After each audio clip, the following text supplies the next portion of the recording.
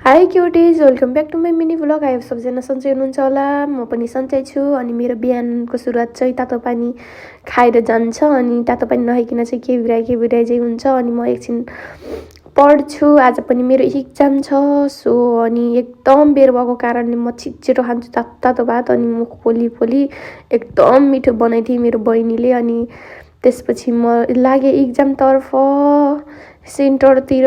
त्यसपछि म साथीहरूसँग भेट्छु।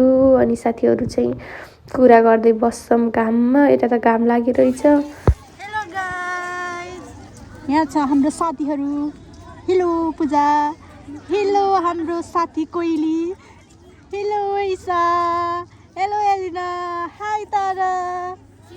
सबैजना हाम्रो यहाँ सल्लाह हुँदैछ कि आज एक्जाम के दिने भनेर। गाइस, यो चाहिँ मेरो साथीको मिनी ब्लगमा हेर्नु होला। यसले गीत गाइदिएछि, पहिलो एक्सले छोडेपछि यसले पहिलो एक्सले छोडेपछि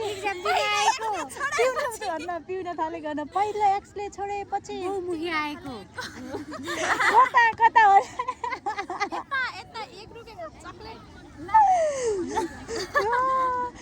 कता भन्दै यता भन्दै सबै दौड्यो।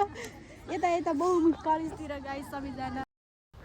अनि मेरो साथीहरूले कति हँसाउँछन् सुनिसक्नुभयो होला। अनि म छिटो बाहिर निस्केँ। बाहिर हेर्छु भन्दा पुरै हुसु लाग्यो। अनि म एउटा कपडा पसलमा गएँ, त्यहाँ कपडाहरू आहा कि नै राम्रो भनेर, तर आएको रहेनछ। अनि सुमिटर सुटान्दिएँ, नास्ता खाएँ। अनि घर आउँदा चाहिँ दराजको सामान आएको रहेछ। अनि म छिटो खोलेँ, मेरो इन्फ्लुएन्सर लाइट मगाएको थिएँ कि अब चाहिँ म मेकअप गर्दै टिकटक गराउँछु, राम्रो भिडियोहरू बनाउँछु भनेर मगाएको थिएँ।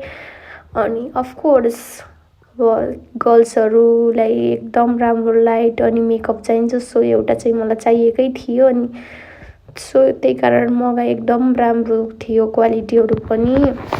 अनि म छिटो कपडा फेरेर यो चाहिँ मेरो स्पाइसी फिस खाएँ। एकदम मनपर्छ, मेरो बहिनीले नि खुवाइदिँदैछ। त्यसपछि आजको ब्लग यति नै, बाई, नेक्स्ट टाइम भेटौँला।